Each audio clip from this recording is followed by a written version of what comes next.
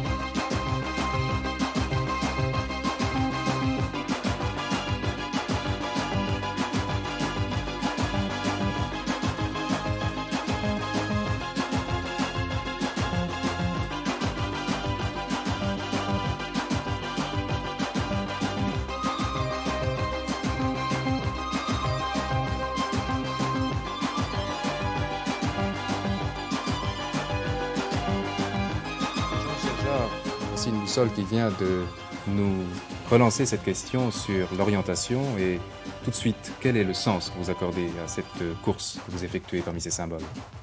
C'est le thème éternel de tout artiste, c'est-à-dire la lutte contre le temps et la recherche de l'inspiration. Ici, l'inspiration et le temps sont symbolisés par ce composant électronique que j'ai perdu et que je cherche à travers différents paysages et à travers différents espaces.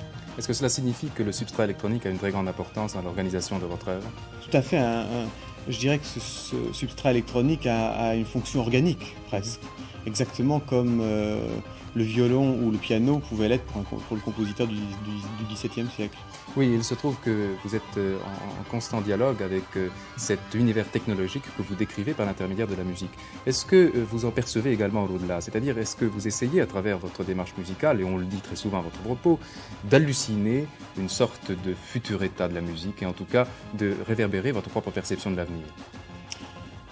Oui, je l'espère. Ce que j'essaie vraiment de faire sur le plan musical, et ce que j'ai essayé de faire avec les champs magnétiques par opposition avec Oxygène et Equinox, qui était d'inspiration plus aérienne et plus abstraite, c'est d'avoir un propos beaucoup plus concret, beaucoup plus terrien, et d'essayer d'envisager la musique sous une forme de metteur en scène. Je me considère de plus en plus comme un metteur en scène de son que comme un compositeur tel qu'on pourrait l'entendre traditionnellement.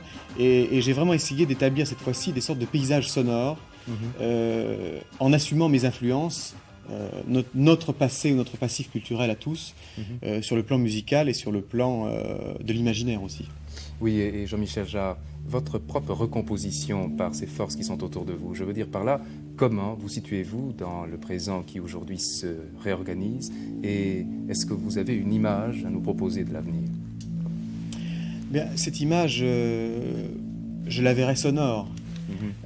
Avant tout, je pense que aujourd'hui, on est vraiment submergé d'images. Je veux dire que les gens ont besoin absorbent peut-être 7 ou 8 heures, je crois, en moyenne d'images par jour en France. Et je pense que les gens ont besoin aujourd'hui de reconstituer leurs propres images, peut-être à travers la musique. Et ce sera peut-être ça l'image du futur, une image sonore. Et en somme, quelque chose qui soit comme une image acoustique, quelque chose qui passe par le déplacement que l'oreille peut éprouver au son nouveau et à la manière dont elle peut s'enrichir de cette démarche. Je suis en tout cas très heureux que ce champ magnétique que vous nous proposez ait pu nous permettre de faire une petite intervention indiscrète dans ce nouvel univers. Et je rappelle donc que vous aurez la possibilité de vous enrichir et de plonger d'une manière tout à fait abondante et à loisir dans ce grand univers que Jean-Michel Jarre a mis en place dans le champ magnétique à partir de maintenant. Et